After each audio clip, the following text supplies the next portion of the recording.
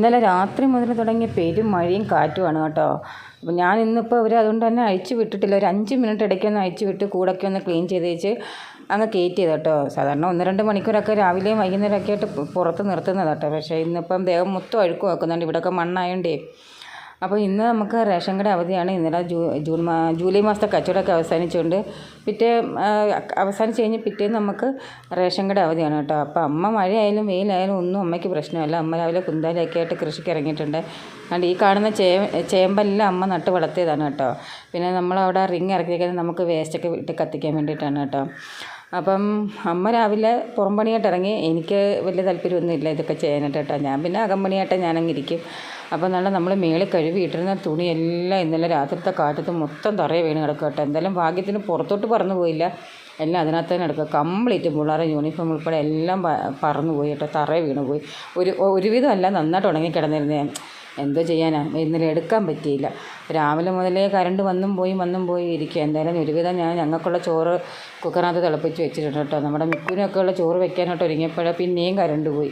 ഇന്ന് അവധിയും പെരുമഴയൊക്കെ ആയതുകൊണ്ട് വേണ്ട കൊച്ചമ്മമാർ എഴുന്നേറ്റിട്ടില്ല. ഞാൻ രാവിലെ തൊട്ട് കിടന്ന് വിളിക്കുക കേട്ടോ, എഴുന്നേക്കെന്നും പറഞ്ഞാൽ. പിന്നെ ഇന്ന് ട്യൂഷനൊക്കെ വൈകുന്നേരമേ ഉള്ളൂ. പിന്നെ അവധി ദിവസം ഇങ്ങനെയൊക്കെ ആണല്ലോ. ലച്ചുവിനെ പിന്നെ ഞാൻ ഒരുവിധം കുത്തി എഴുന്നേപ്പിച്ച് കുളിക്കാനായിട്ട് പറഞ്ഞു വിട്ടിട്ടുണ്ട് കേട്ടോ. അതുകൊണ്ട് ഇപ്പോഴും നല്ല മഴ പെയ്തുകൊണ്ടിരിക്കുകയാണ്.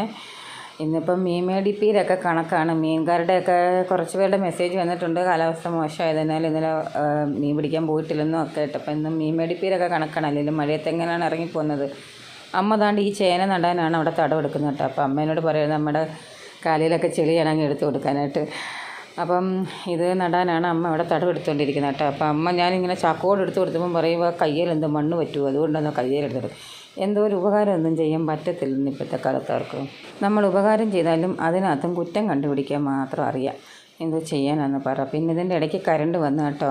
വെള്ളം നല്ലോണം ചൂടായി കിടക്കുക. പിന്നെ അരി ഇട്ടാൽ കുതിർന്ന് കിടക്കത്തല്ലേ ഉള്ളൂ. അതുകൊണ്ട് കരണ്ട് വന്നിട്ടിടാമെന്നും കരുതിയിരിക്കുന്നു കേട്ടോ.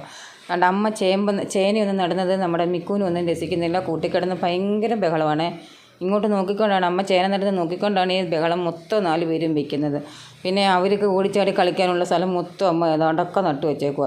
ചേന ചേമ്പ് ഇനി ഈ ഇട്ടാവട്ട സ്ഥലത്ത് കുറച്ച് സ്ഥലമുള്ളതിനകത്ത് കൊണ്ടുവന്ന് ചീനിക്കമ്പ് നടണമെന്നാണ് പറഞ്ഞേക്കുന്നത്.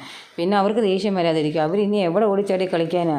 ആദ്യ സമയത്ത് അമ്മ ഇവിടെ ഒരു 10 മൂട് ചീനിക്കമ്പ് നട്ടതാട്ടോ. ആ 10 മൂടും അവർ മൊത്ത കമ്പം തട്ടിമറിച്ച് കളഞ്ഞിട്ടുണ്ട് കേട്ടോ. പിന്നെ ഇപ്പോൾ ഈ ചേന എന്ത് ചെയ്യാനാ, ചിലപ്പോൾ ഇനി മാന്തി എടുത്ത് കളയാതിരുന്നാലും ഭാഗ്യം.